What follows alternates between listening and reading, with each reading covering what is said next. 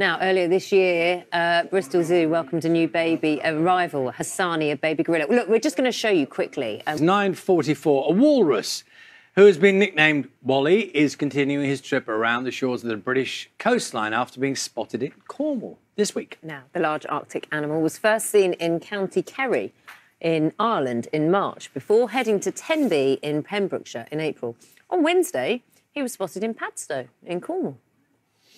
And we're going to go to the zoo, and look, you can just see. Oh, Mrs. Camera, so this is our guest. This is our guest, but this is not obviously not the gorilla. This is our guest who has been helping the baby settle in with a new surrogate mother. Bristol Zoo's curator of mammals is Lindsay Bugg, and can tell us how they're getting on. Lindsay, sorry about that. Lindsay, you don't know what happened. We were just trying to grab a quick sight of one of the gorillas there, which is over your right shoulder, across the water, and was just hiding in the foliage. Which one was that?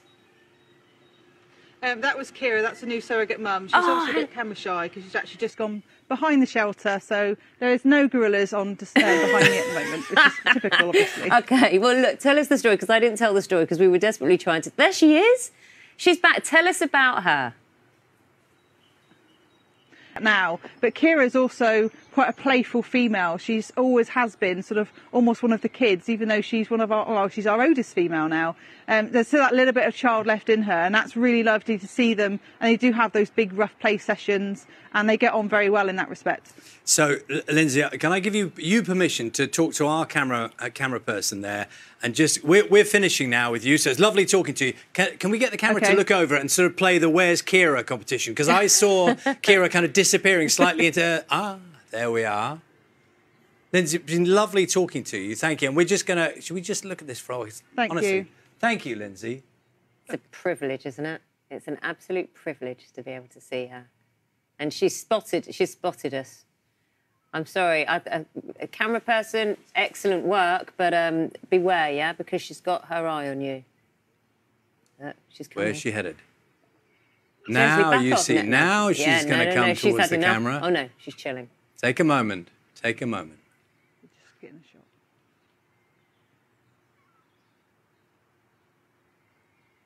Oh. She's off again. She's off. That's fantastic. You are seeing there Kira, who is a surrogate mum to a little baby called Hasani. Privilege, isn't it? It's an absolute privilege to be able to see her. And she's spotted us. I'm sorry, a camera person, excellent work, but beware, yeah, because she's got her eye on you. She's coming. Where's she headed? Now you see, now she's going to come towards the camera. Oh, no, she's chilling. Take a moment. Take a moment. Just getting a shot.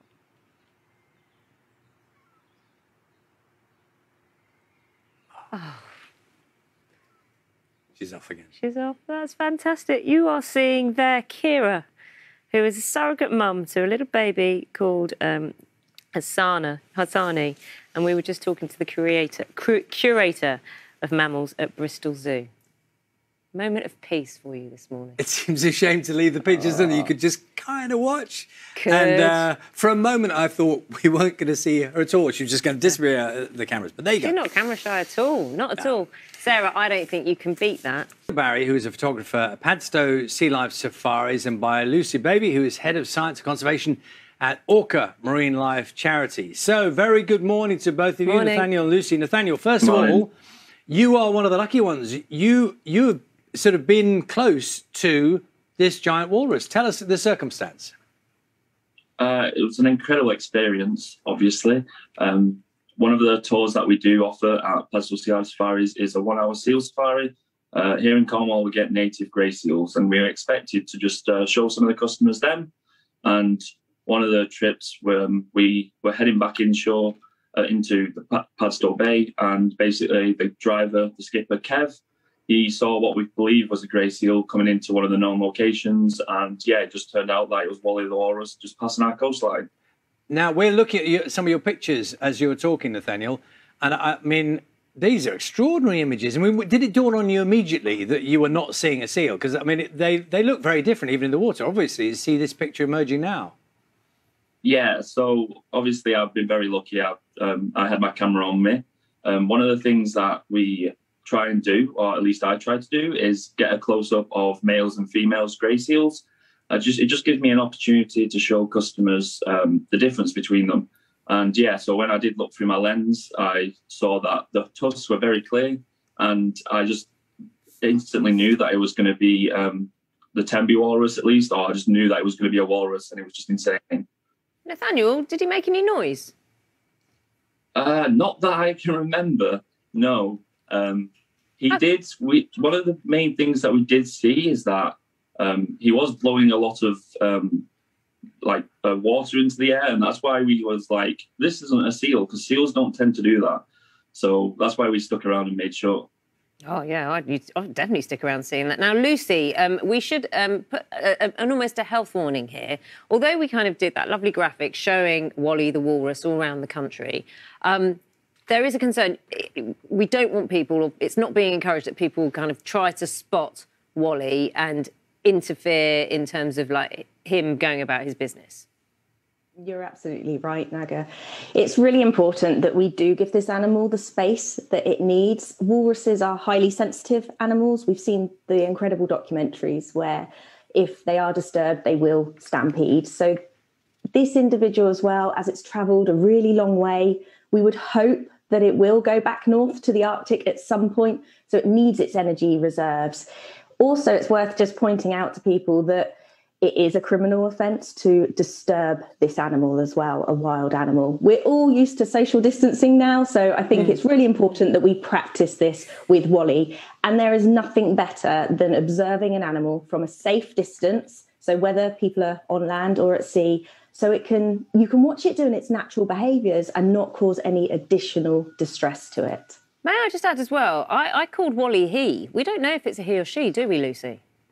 Absolutely. So we know it's a juvenile animal because its tusks are quite small at the moment. They can grow up to 1 metre, and both the males and females have the tusks, making it difficult to work out if Wally is a lady or a man. However, what we do know is generally it is the male walruses that tend to wander off. They have a much wider home range. Some have been tagged and seen to have gone over 800 kilometres. So it's likely that Wally is a male, but we just don't know at this point.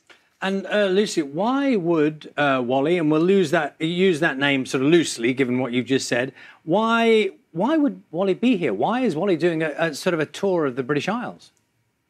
That is a very good question. So we have had the occasional walrus visit the UK. So there's been 8 confirmed sightings since 1979. There could be more. We just might not have seen them. And this is what's great about members of the public who are out and about reporting these animals.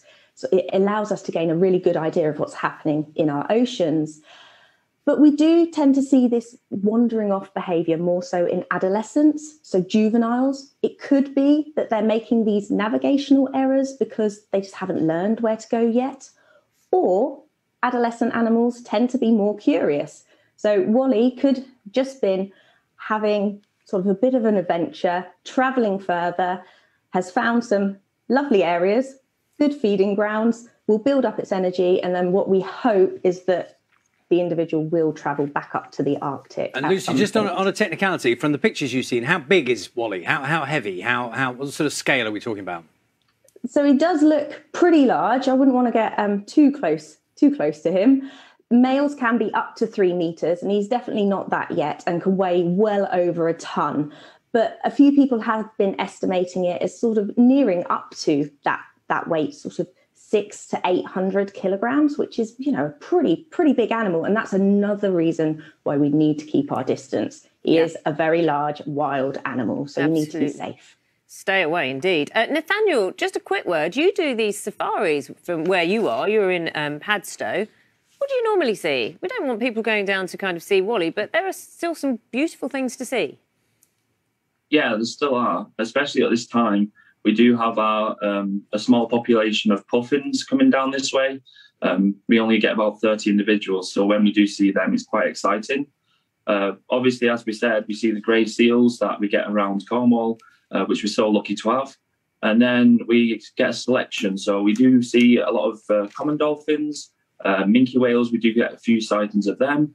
and then just a speckling of birds. So the usual razorbills, guillemots, shags and cormorants, and then like gannets. But yeah, we get so much wildlife along this coastline that it's just an incredible opportunity to get out on a boat and see it from such a different angle. Oh, it sounds brilliant. Well, we wish Wally well. We wish Nathaniel, Barry, you well as well, and Lucy as well, baby. Thank you very much as well for joining us. 9:51 is the time now.